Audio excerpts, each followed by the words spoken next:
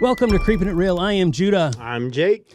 We're going to talk about 1986's Rawhead Rex. From what I hear, lots of people like to act like this is a forgotten movie. I don't know. I've known of this movie. It seems like it'd be something right up my alley, particularly with the practical effects.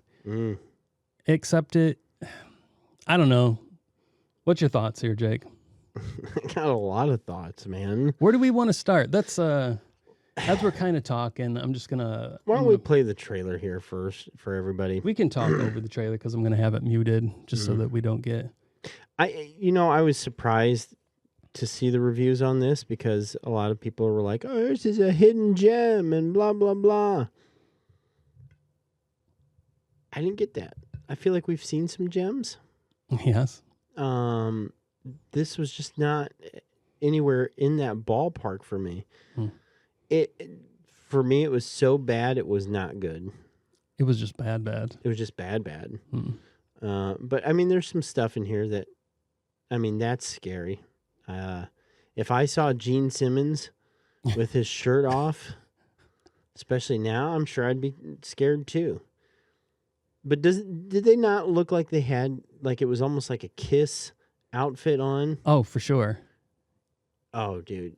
I was thinking it was like, I mean, you saying Kiss definitely resembles it more. If it was like Kiss met Gore, is what we got going on here. And only worked out their traps.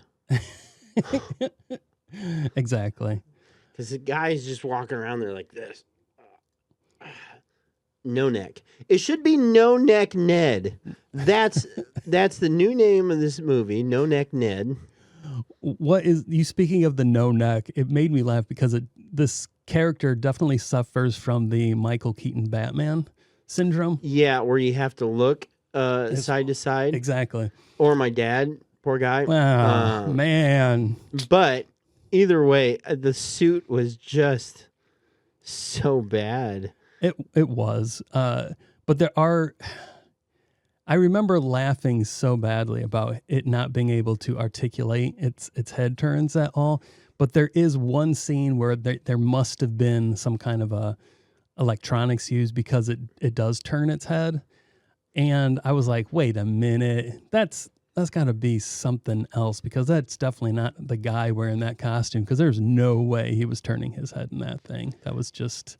So let's start at the beginning here. Okay. We've got a dad who is photographing the cemetery and church, and he's writing a book. He's in Ireland. Yes, an American family. An American family in Ireland, and he is getting information for his book where he writes about sacred sanctuaries or whatever that are built on previously sanctified or whatever grounds that they were essentially used by cults or different religious things and pagan, now have a church on them. Exactly. Or something like that. Essentially the poltergeist of churches. In a way, yes. Instead of building it on an Indian burial ground. Right, correct. They built a church over an ancient pagan site. I mean, it's been done a million times before, blah, blah, blah. So there's nothing. I think this is a creature feature for sure. But the creature just fell so comically short for me. So he's going into this church. He wants to talk to the priest, the father, but he gets met by douchebag Dan. And is told... It's in the credits, by the way. Yeah, douchebag Dan, played by... but he gets met with some animosity, I wouldn't say. I don't know if that's the correct term, sorry. No, I would agree. It was definitely like, you don't belong here, American, just get kind of like, here. he was trying to like get him out of there and stuff like that. He was taking photos of the glass, which was... so silly. When they find that missing piece, it's like, oh, okay. Yeah, somebody couldn't have figured that one out. You know what I mean? I think Rawhead put the glass back together. Possible. Yeah. But anyways, there's this monster in one of these. What are they called? Those specific glass windows are Stained glass. stained glass windows. Okay, thank you. I'm having a senior moment.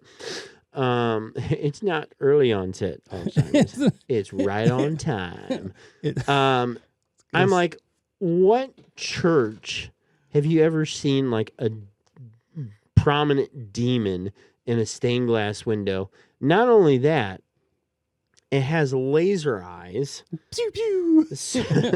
Pew pew. I was waiting for its eyes to lead to the Ark of the Covenant, is what I was expecting. Which, I mean, is that what it is? Well, no, in like Indiana Jones, in the Ark of the Covenant. Because I mean, it kind of they have that staff and the light goes through it and it shoots and it shows. And that's kind of like I think where they got some of that.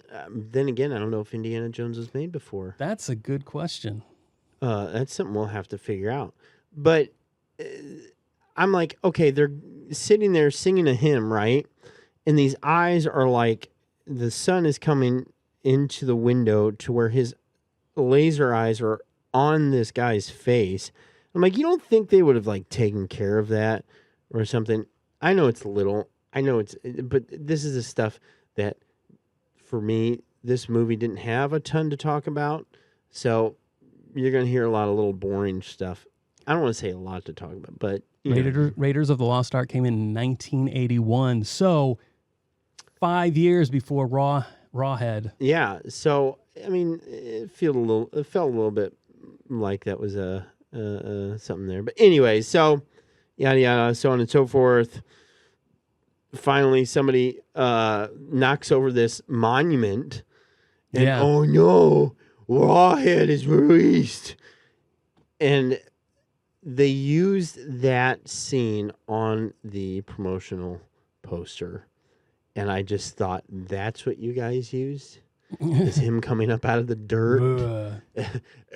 Just got done with my trap workout. You know. So there was very little backstory on Rawhead Rex or what his fucking purpose was there. What the hell? He's just going around pissing on people. He's pissing on people. I didn't understand that. So, anyways, I will release to you on that one. So he's under this, like, I'm going to, based off of what it looks like and my knowledge of biblical information, it looks like he's buried under an Asherah pole, which is a big stone, like, pole, which some historians say that Asherah poles were basically giant penises. They were phallic symbols, okay, which makes some sense if you dive into the behind the scenes of Rawhead Rex, which I mentioned. I keep wanting to call him Rawhide. Anyway, teach me, Judah. I'm bringing it in. Teach me your gay ways. Thank you. Speaking of gay, Clive Barker is a proclaimed, I guess they don't like the word homosexual. He's a proclaimed gay man. So if you read other people's deep dive into Rawhead, they want to say that it has a subtext of homosexual undercurrent here. Whereas you have Rawhead, who is the unrepressed male sexuality, unfettered by morality. And the only thing that can defeat it is femininity in a vagina that is either in its cycle or pregnant. That is the weakness of Rawhead Rex. And most of Gen Alpha. I can't even begin to speak on what Clive's stance is on that. It just seems really weird to me that somebody would want to I don't know. That just seems like a weird aspect of somebody's like personality that they would want to subtly hide in a movie. Like, this is all about my raging penis. That it doesn't make any sense to me at all. Like, dude, let it loose, man. Just chill. He did say, Clive is on record as saying that he was not a big fan of this movie. He said it's very faithful to his original story, but he said he wasn't very happy with the ogre look of the monster because he wanted it to be a phallic monster with teeth. He is on record as saying he wanted it to be a penis monster. That just goes further into the costume of this. Like, I feel like practical effects at this time were at their peak, around peak time, where the 80s and early 90s stuff, as far as like, there was a lot of talent in practical effects at this time. This looked like an animatronic with, I don't know, like one of those rubber statues on top of its shoulders or something. The eyes. Can we talk about the eyes for a second? Those were so bad. It was just like little LEDs that were just kind of going in circles that I guess could hypnotize someone. Found that out later on in the movie. But he only did it one time. I think he did it through the stained glass window. You think that's... I guess that's a theory. Just a movie theory. Sorry, they're not around anymore. I'm not familiar with that, but I know the Friday in the movie, Five Nights at Freddy's. You guys get it, right? You guys get it. Maybe. Oh, speaking of, dude, we finally have enough followers and information on YouTube that we can now say who our average viewer is. Oh, and? They are definitely 100% our age range, 86% male. There we go. Hey, those ladies. Thanks for joining us. Trust me, we're working on something for you to look at. Oh, okay. I was like, I'm not. No, well, I'm looking at covering things. I know that 14% matters, and, you know, do it for the vine, baby. So, anyways, to me, this just screamed Gene Simmons. Later on, the fluffy hair, just the suit. It was wild to me. I mean, when you say that, as I mentioned, as soon as you say Gene Simmons, I can definitely see it.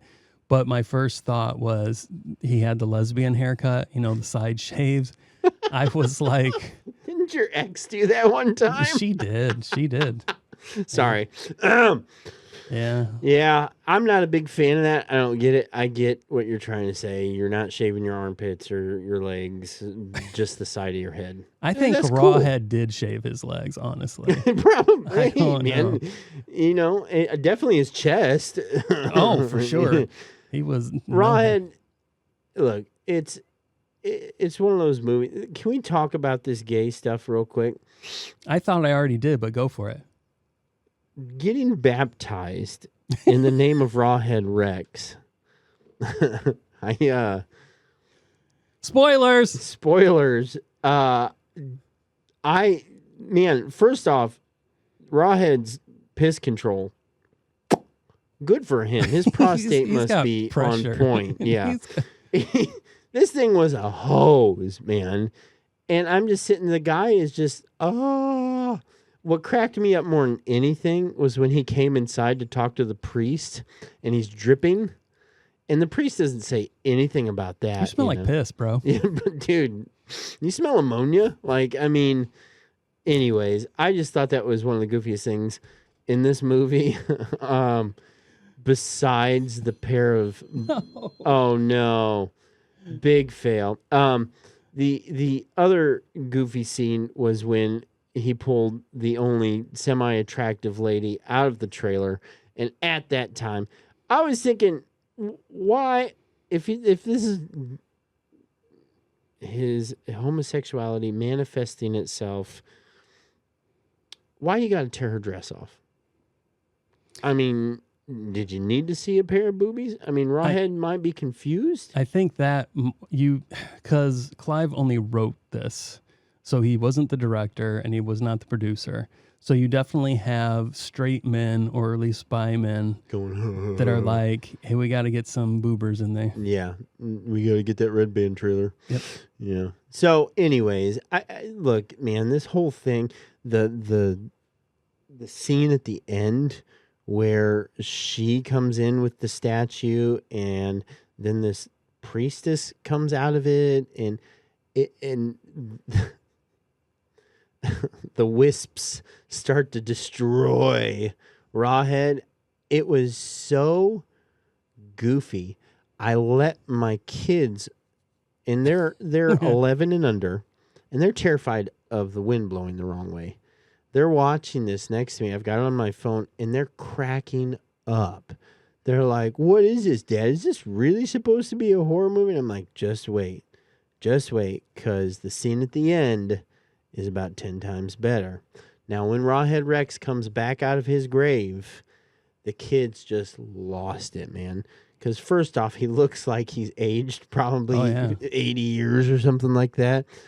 And it was just so goofy, man. I was like, okay, is there a Rawhead? I had to look afterwards. Is it Rawhead Rex 2? Is there? I don't think so. I don't know. I didn't. I ended up trying to figure out whose grave that was. Mm-hmm. And who is visiting.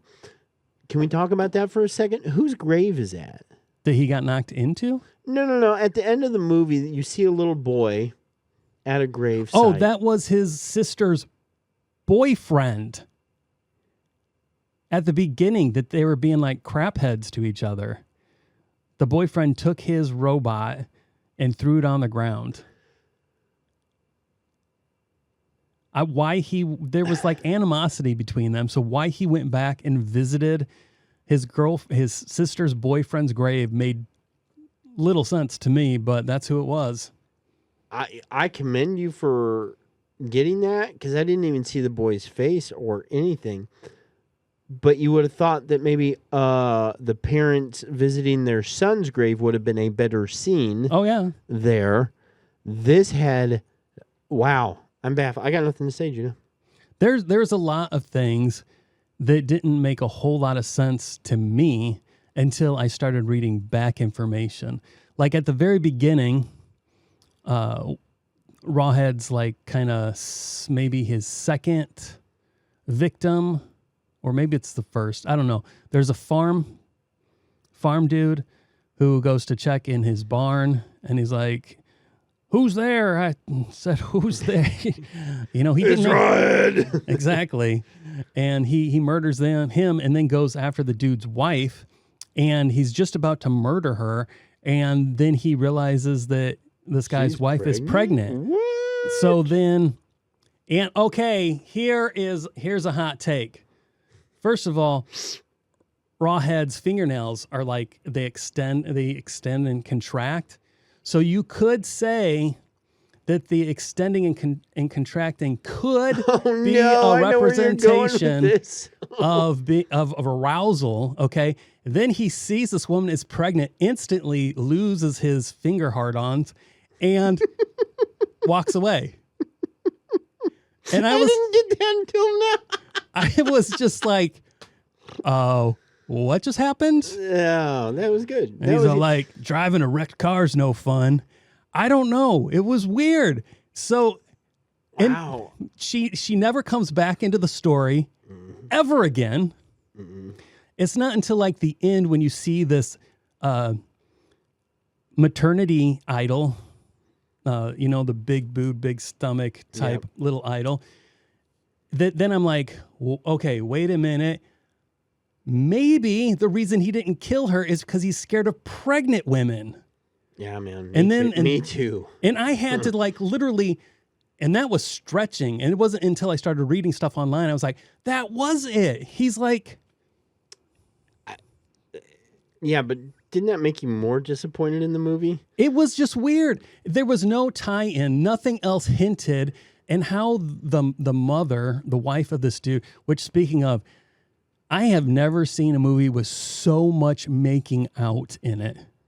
I mean, there was an excessive amount of people making out in this movie. It was grossing me out. There was also an excessive amount of looking back to see if Rawhead was still chasing. Like, there was a lot of time taken where, you know, those parts of the movie where you're yelling at them to not go in there or to not do this. There was a lot of that. And continue with your makeout session. All I'm saying is it gave me the dry heaves. I mean, husbands and wives, you know, go for it. That's fine. That boyfriend and girlfriend, but there was so much making out. And then they Sounds showed... like you're a prude. I am a prude. There was a movie... But he got the fingernail part. That literally all just came to me right now. I was just going to play into the whole weirdness of it. They even show a movie on a TV, and the couple on the TV are freaking making out. And I was like, what is with this? You've got some, like, sensitivity there, man. I didn't notice any of this, man. I was just like, skip. Yeah, exactly. You were watching it on 2-speed or something like that. You just were like, let's get this going. Let's get this over. At 10 minutes in, I'm like, bah. For me, this was, I kind of watch the way I say this. This was an acceptable 80s movie for me. This did not, you'd be shocked all you want. This was nothing more than what I expected. So I wasn't like, oh man, that was a bummer. I was just like, yep, there we go. I didn't walk away like, oh, I love this. This is one of those fun, bad movies. I was just like, yeah, that was an 80s movie. That happened. Here's my problem. This is where my disappointment comes in. It's Clive Barker. Okay. I've seen some fantastic movies. What's Night Stalkers or Night? It was another creature feature where the guy is there's a bunch of creatures living underneath the grave. Nightbreed. I think that's Clive Barker, right? It is. That was fucking fantastic. That's one of those 80 movies I was like, ding. But boy. that's got a ton of like behind the scenes like wackiness going to it. Like that did not come out the way he wanted it to either, from what I understand. Which ended up in a recut of it. Yes, but this was just like, yeah, we got this prosthetic suit together, I guess. Just go around roaring a lot and be a little super scary. And I was bummed. Not bummed. Bummed's a word there that would proceed expectation. You know what I mean? So there was no expectation here. A little bit with Clive Barker. Okay. Well, that's what I'm saying. I didn't really... I wasn't bummed. I was just like, this is a waste of time. Okay. I can give that to you. I can stand behind you and support you in that thought. Well... But for me... At least someone does. There's several people think that. I'm just saying, for me, I was like, this is what I expected. It was no less than expected as being I get garbage. That. I was like, oh no, Judah's going to have to watch this now, and I feel bad for him. And he's going to be like, dude, I'm never taking another one of your suggestions. No, ever. The Rawhead peeing on the priest probably made the whole movie worthwhile, just because that was so, what the frick? I'm glad I did not skip that. I mean, that 10-second skip button was getting jammed. You know what I mean? See, you did watch it on fast speed. I'm only going to give this a 4 out of 10. Okay, that's fine. Hey, man, to each their own. I give this a Super Mario Bros. 2 out of 10. Oh, I thought you were going to go the minus levels. No, not quite there yet. But hey, there was a little nostalgia there with the Super Mario Bros. But we won't get into that. So that's why I give it a 2 out of 10. I don't know what else to say, man. There's nothing else to say. We want to hear what you think. Leave your comments below. Do you think this is a fantastic movie? Do you think that we're being too nitpicky about this? Do you want to be baptized by Rawhead Rex? That's what we really want to know right there. Please Let us know. In the Never comments mind. below, please. I don't want to know. What's your favorite Clive Barker movie? I don't know if I have one because he did Hellraiser and I don't like Hellraiser. Which I side grew note, up on Hellraiser, but yeah. he what I read is his disappointment in this movie, Rawhead Rex, made him decide that he was going to take a stronger part in the production of his stories from then on out, and he was more involved with Hellraiser. I do think it's weird that it does appear just in the costume and creation, Clive has some kind of a weird Cenobite type, you know what I'm saying? Yeah. I don't know. I'm not sure what's there, but it's his thing, not mine. Okay. You said 2. Yeah, that's right. I forgot. I forgot already. Thank you guys for joining us and, Yes. and getting through this with us. I know it was disappointing. And this whole video is going to be disappointing. No. Yeah. Great. But I should have told you that at the beginning. Penis monsters with teeth. That's all you have to. Thank you guys for joining us at Creepin' Real. I'm Jake. Judah. See you later.